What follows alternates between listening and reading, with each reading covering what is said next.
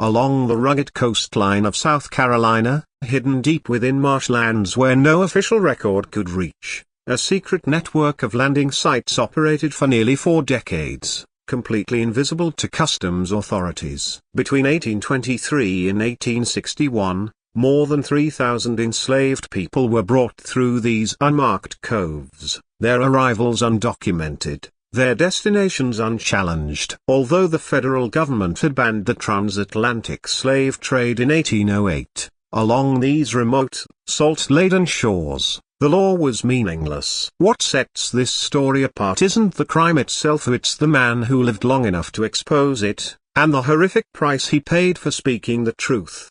His name survives in only one courthouse document, a testimony so harrowing that it remained sealed for 73 years. The record recounts a night in June 1861, when 23 individuals were taken to a mudflat at low tide, shackled, and abandoned as the water rose. 22 drowned. 1 survived, and the account he provided would unravel a decades-long conspiracy that had thrived right under the eyes of an entire community. Before diving further into Samuel Oakes' story, the tale of the man whose survival shattered decades of silence, subscribe to this channel and share in the comments where you're listening from, because this story might have happened closer than you think. What makes Oakes' testimony unlike any other from that era is not just the details of ships, captains, and merchants. It's the glimpse it offers into the ordinary townspeople, people who attended church on Sundays, celebrated Independence Day, sent their children to school, who all knew,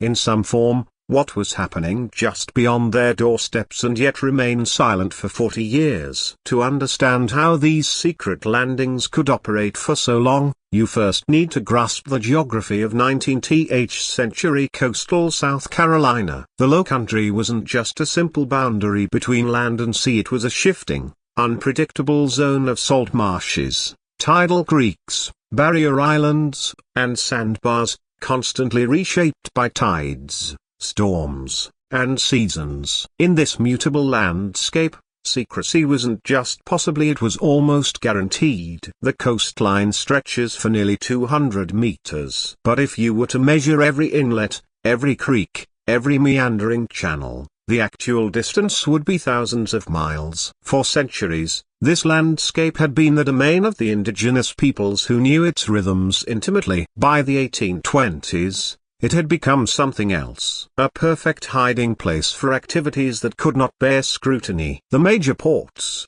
Charleston, Georgetown, Beaufort, were well-established centers of commerce by the early 19th century. These cities had wharves, warehouses, customs houses, and harbor masters. Ships arriving at these ports were inspected, their cargoes recorded, their captains questioned. The system was not perfect. Corruption was common and inspectors could be bribed, but it existed and it created a paper trail. But between these official ports lay vast stretches of coastline that saw no customs officers, no federal inspectors, no military patrols. The marshes were considered worthless land, too wet for farming, too shallow for large ships, too disease-ridden for settlement. Only fishermen and hunters ventured into these areas, and they learned quickly that the marshes were treacherous. Channels that were navigable at high tide became impassable mudflats at low tide. Sandbars appeared and disappeared. Storms could alter the entire geography overnight. For anyone who didn't know these waters intimately,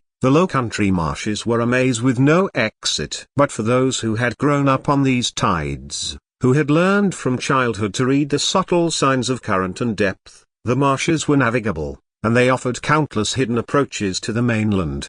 Blind Landing was located in one of the most isolated sections of this coastline, approximately 37 miles north of Charleston and 8 miles south of Georgetown. The nearest town was Asherfield, population 312. According to the 1830 census, Asherfield sat 4 miles inland, connected to the coast by a single routed road that was barely passable in wet weather. The road wound through pine forests and cypress swamps before reaching the coast, and there were no settlements along its length, just empty woodland and the occasional abandoned rice field. The cove itself was crescent-shaped, perhaps 400 yards wide at its mouth, narrowing to less than 100 yards at its inland terminus. Ancient live oaks surrounded the cove, their branches draped with Spanish moss that hung like great curtains. During the day, the cove looked picturesque, almost peaceful. The water was dark and still, reflecting the sky like a mirror. Herons waded in the shallows. The only sounds were the rustling of leaves and the distant cry of marsh birds. But at night, the cove became something else. The darkness under the oak canopy was absolute. The sounds of the marsh, the splash of fish, the calls of night birds, the rustling of creatures in the undergrowth created an atmosphere of primal unease. And when the tide went out, the mud flats emerged. Vast expanses of slick, treacherous mud that seemed to swallow light itself. The channel that led to Blind Landing from the open ocean was the key to its secrecy. The channel was barely 6 feet deep at high tide, invisible to anyone unfamiliar with the local waters. It wound through the marsh in a serpentine path, doubling back on itself, splitting into false channels that led nowhere. A ship captain attempting to navigate it without local knowledge would almost certainly run aground. But for those who knew the route, who had memorized every turn, every landmark, every subtle shift in the color of the water that indicated depth, the channel was a hidden highway. The men who ran Blind Landing had grown up on these waters. They were sons of fishermen and coastal traders, men who had spent their childhoods learning to read tides and currents the way other children learned to read books. They knew that the channel was navigable only during a 3-hour window around high tide. They knew which phases of the moon produced the highest tides. They knew how to read the weather and predict when conditions would be favorable for a landing. And they knew that if they timed everything correctly, a ship could anchor 3 miles offshore, send smaller boats through the channel to Blind Landing, unload their cargo, and be gone before dawn, leaving no trace except footprints in the mud that the next tide would erase. The town of Asherfield was, by all appearances, an ordinary southern community in the antebellum era. It had been founded in 1798 by a group of settlers from the Virginia Piedmont, who had purchased land grants in South Carolina. The town was laid out in a simple grid. A main street with a handful of shops and businesses and residential streets radiating outward where families built their homes. By the 1820s, Asherfield had settled into a comfortable existence. It was not wealthy by Charleston standards. There were no grand mansions, no aristocratic families with European connections, but it was prosperous in a modest way. The surrounding land was suitable for cotton and some rice cultivation, and most families owned small farms. A few of the more ambitious planters had acquired larger holdings and had begun to see significant profits. The town had 2 churches, one Methodist, one Baptist, that competed politely for congregants. It had a general store run by a man named Hiram Burke, who sold everything from fabric to farm implements to patent medicines. It had a blacksmith named Otto Lang, a German immigrant who was known for his skill with both horseshoes and wagon repairs. It had a tavern called the Carolina House, operated by a widow named Mrs. Adelaide Crowe, where men gathered in the evenings to drink, play cards, and discuss politics. There was a schoolhouse where children learned reading, writing, and arithmetic from a stern New England-born teacher named Miss Abigail Porter. There was a doctor, Calvin Yates, who had studied medicine in Philadelphia and had returned to South Carolina to establish his practice. There was a lawyer, Howard Brennan, who handled property transactions and wills. On the surface, Asherfield looked like 100 other small southern towns. Its citizens attended church on Sundays where they sang hymns and listened to sermons about Christian duty and moral rectitude. They celebrated the 4th of July with barbecues and speeches about liberty and the American experiment. They sent their sons to militia musters and took pride in their service. They married, had children, buried their dead, and went about the business of living. But beneath this veneer of normality, there was another Ashfield, an unspoken understanding that certain questions were not to be asked, certain observations were not to be shared, certain activities were not to be acknowledged. The arrangement had begun almost by accident. In 1823, A ship captain named Marcus Dane had approached a planter near Asherfield about purchasing labourers, and explained that he could provide workers at prices significantly below the market rate,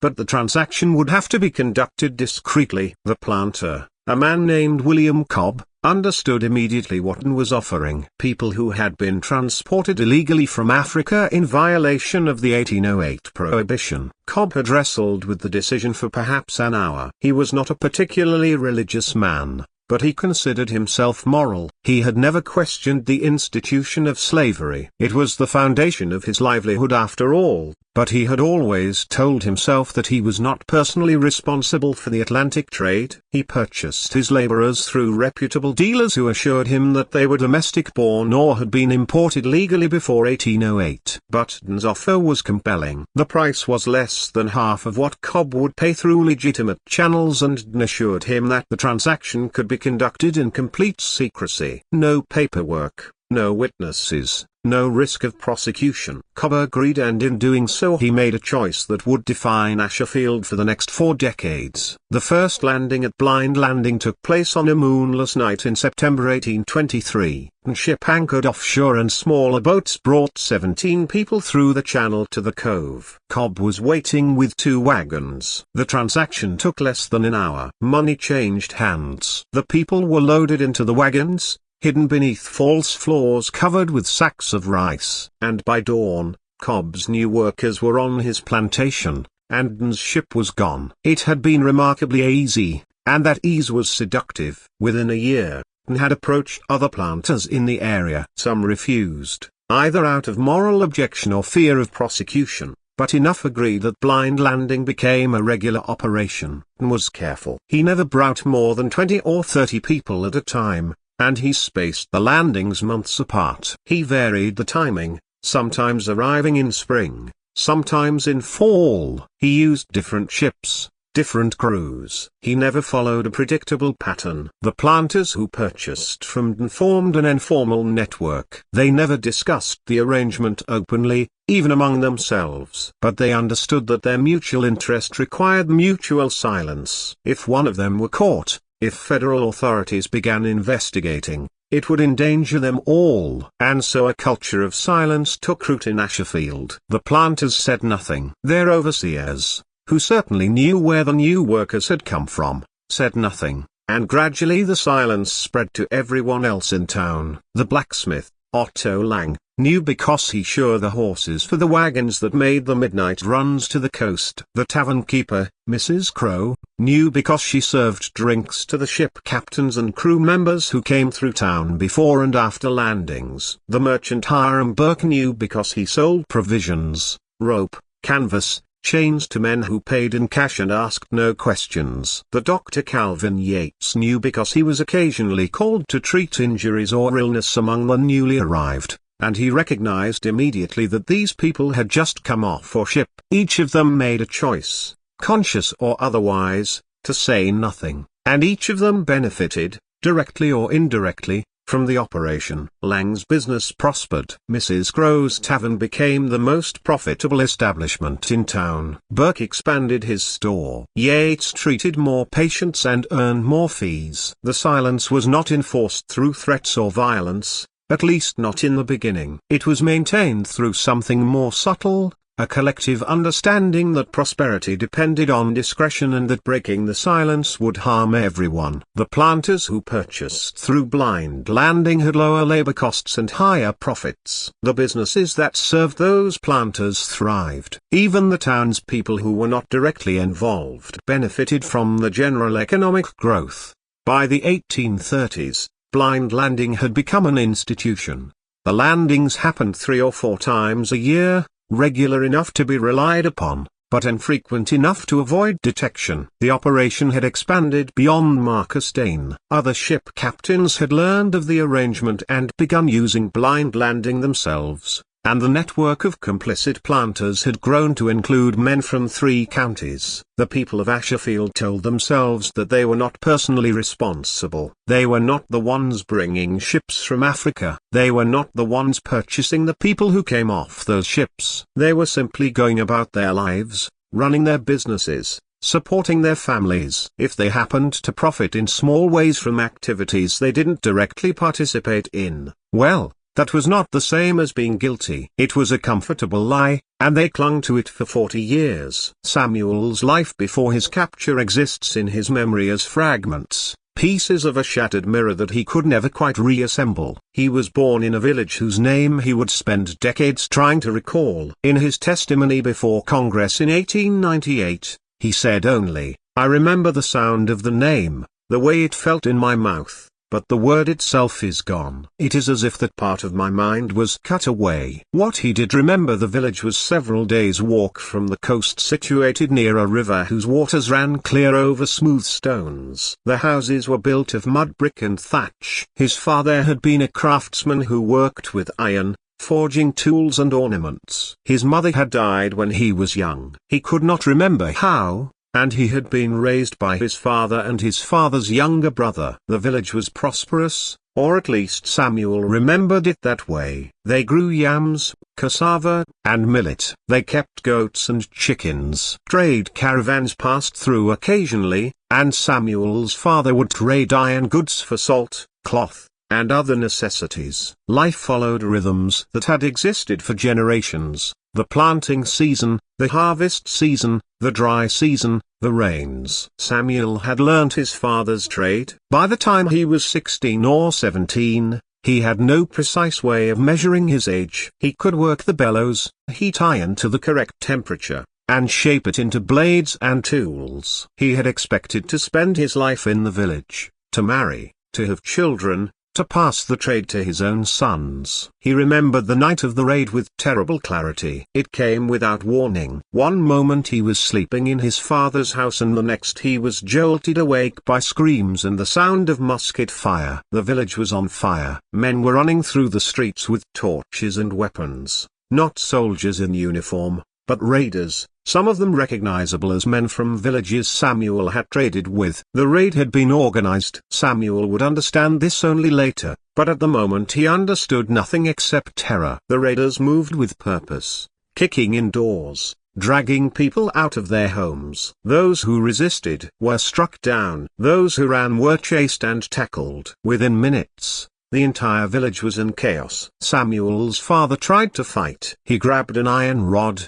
one of his own creations, and swung it at the raiders who burst through their door. He struck one man across the face, breaking his jaw. But there were too many of them. They overwhelmed him, beating him with clubs until he stopped moving. Samuel tried to reach his father, but hands seized him from behind. He was thrown to the ground, and before he could rise, his wrists were bound with rope. He was dragged into the street where dozens of others from the village, mostly young men and women, but also some children, were being assembled. The raiders separated the captives into groups. Samuel found himself in a line with about 40 others, all bound at the wrists. They were forced to begin walking immediately, driven forward by men with whips and muskets. Samuel looked back once and saw his village burning, smoke rising into the night sky. They walked for 7 days. Samuel lost track of distance and direction. They moved through forests, across rivers, through territory Samuel had never seen before. They were given minimal food and water, just enough to keep them alive. At night, they were forced to sleep on the ground, still bound. Those who became too weak to walk were left behind. On the 3rd day, Samuel's uncle, who had been captured along with him, stumbled and fell. He was older, perhaps 50, and the march was too much for him. The raiders shouted at him to get up. When he couldn't, they beat him. When he still couldn't rise, they cut him loose from the line and walked away, leaving him there on the side of the path. Samuel tried to stop, tried to go back, but the line kept moving. He called out to his uncle, but there was no response. That was the last time he saw any member of his family. On the 7th day, they reached the coast. Samuel had never seen the ocean before. The sight of it, that vast expanse of water stretching to the horizon, filled him with a dread he could not name. They were taken to a fortified compound near the shore, a place built of stone and timber with high walls and guards at every entrance. This was a barrack, a holding facility where captured Africans were kept until ships arrived to transport them. The barrack was a vision of hell. It was designed to hold perhaps 100 people. When Samuel arrived, there were at least 300 crammed inside. The structure was divided into large beds, each one holding 50 or 60 people. The floor was dirt. There was no furniture, no bedding, nothing but bare ground, and the press of bodies. The smell was overwhelming, a mixture of sweat, excrement, and sickness. Samuel was thrown into one of the pens. The space was so crowded that there was barely room to sit. At night, everyone lay down where they stood, bodies pressed against each other. During the day, they stood or crouched waiting. Food came once a day. A thin gruel made of millet or cassava distributed in wooden bowls that were shared among groups. Water came twice a day, carried in buckets and ladled out. The portions were small,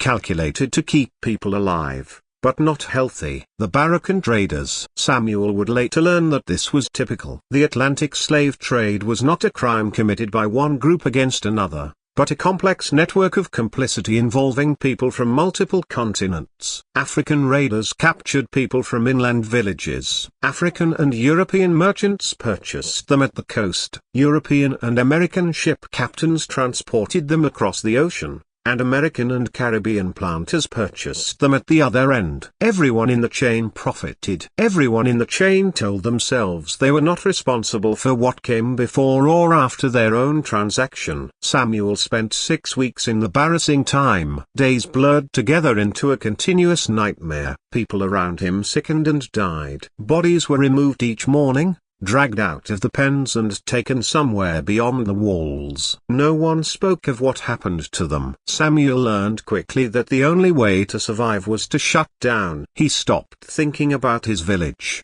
his father, his old life. He stopped thinking about the future. He existed only in the moment, focusing on nothing beyond the next bowl of food, the next ladle of water. The next night survived. Then one morning, the gates of the barracks and guards began shouting orders. Chains were brought out, long chains with iron collars attached at intervals. The captives were organized into coffles, groups of 15 or 20 people, all chained together at the neck. Samuel found himself chained between a young woman who wept continuously and an older man who stared ahead with blank dead eyes. They were marched out of the barracks. Beyond the boats, perhaps half a mile offshore, a ship lay at anchor. The ship was not large by commercial standards. Samuel would later learn it was a Baltimore clipper, a type of fast schooner that had become popular in the illegal trade because of its speed. But to Samuel, who had never seen a seagoing vessel before, it looked enormous. 3 masts rose from its deck, and the hull sat low in the water. The boats made multiple trips, fing people from shore to ship. Samuel's group was among the last to be loaded. When his turn came, he was unchained from the coffle and forced into one of the boats. The boat rocked sickeningly as it moved through the surf, and Samuel, who had never been on water before, felt his stomach rebel. When they reached the ship, he was forced to climb a rope ladder up the side. His hands, weakened by weeks of malnourishment, could barely grip the rungs. When he reached the deck, he was immediately seized by crew members and forced toward a hatch that led below. The hold of the ship was divided into 2 levels. The lower level, where Samuel would spend most of the voyage, had a ceiling height of perhaps 4 feet. People were packed onto wooden shelves in rows, lying on their sides because there was not enough room to sit up. Samuel was pushed into a space between 2 other men, a gap so narrow that his shoulders touched theirs on both sides. The hatch was closed. The darkness was absolute, and slowly, as more and more people were forced into the hold, the air became thick and foul. Samuel later estimated that there were over 300 people in the hold, though he never counted them himself. The number came from the ship's manifest, a document that would eventually be seized by British naval officers in 1867 and placed into archives. The manifest listed the ship as the Mariposa, registered in Baltimore, captained by a man named Leonard Voss. The manifest declared the ship's cargo as palm oil and ivory. In reality, there was no palm oil and no ivory, only people.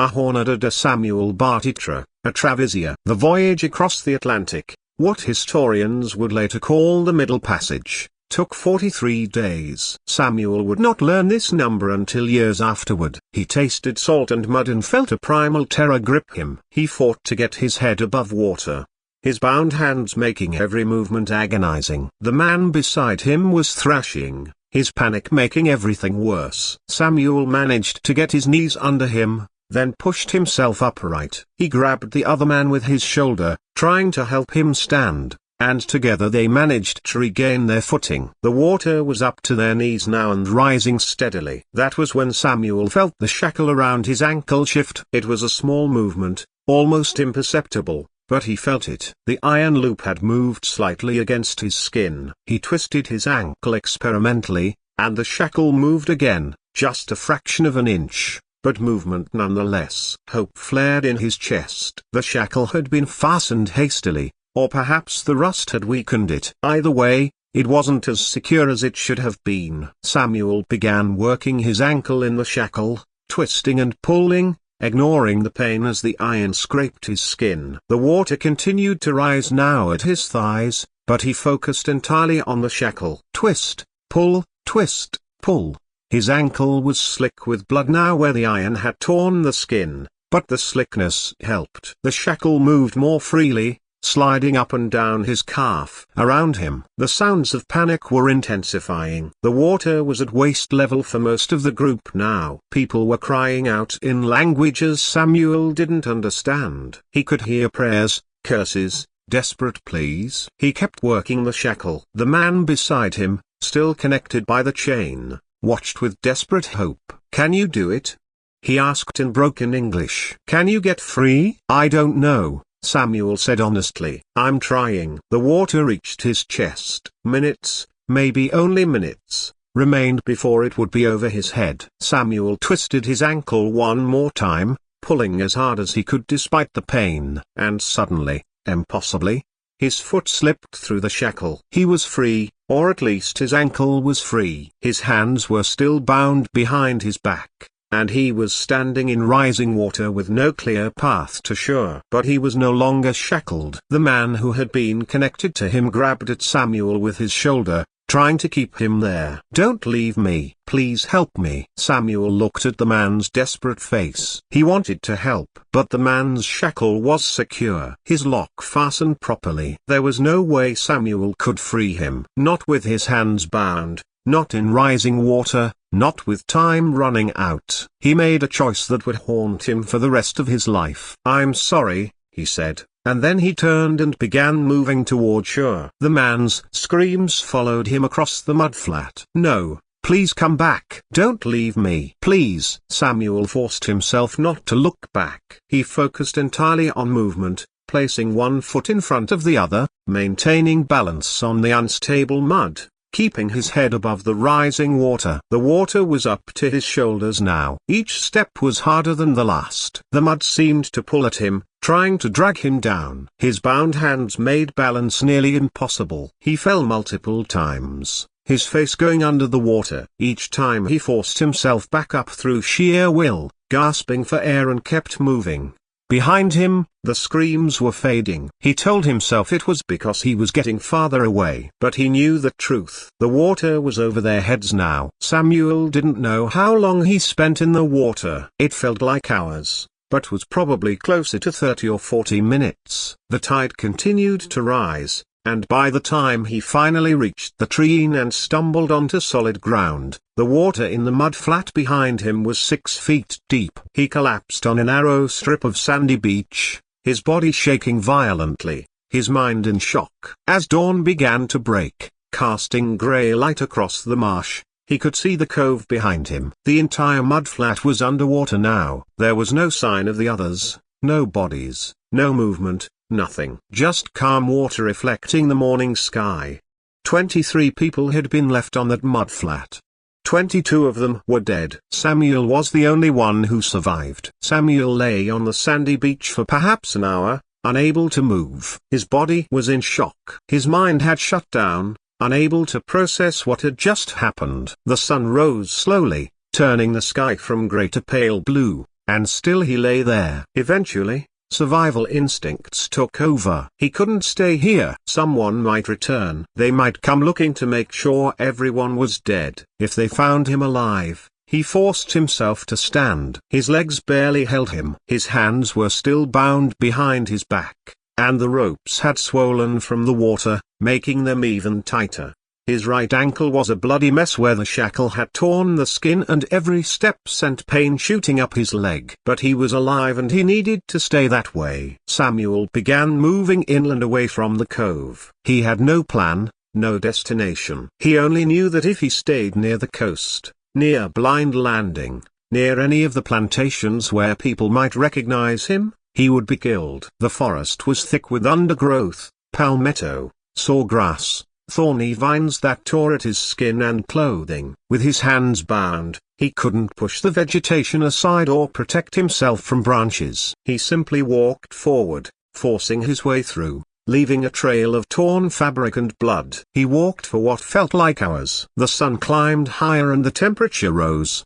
The humidity was oppressive. Sweat soaked his clothing and his mouth became parched. He needed water desperately, but with his hands bound, he had no way to drink, even if he found a stream. By midday, Samuel was staggering. The blood loss from his ankle, combined with dehydration and exhaustion, was taking its toll. His vision began to blur, his thoughts became fragmented. He knew he needed to keep moving, but his body was shutting down. He stumbled into a creek, a narrow stream of clear water running through the forest. He fell to his knees at the water's edge, and bent forward, pressing his face into the stream and drinking desperately. The water was cool and sweet, and for a moment it revived him. But when he tried to stand, his legs gave out. He collapsed beside the stream, unable to go any further. He slept, or perhaps passed out for an indeterminate time. When he woke, it was late afternoon. His body ached everywhere, and his ankle had swollen to nearly twice its normal size. The torn skin was red and inflamed,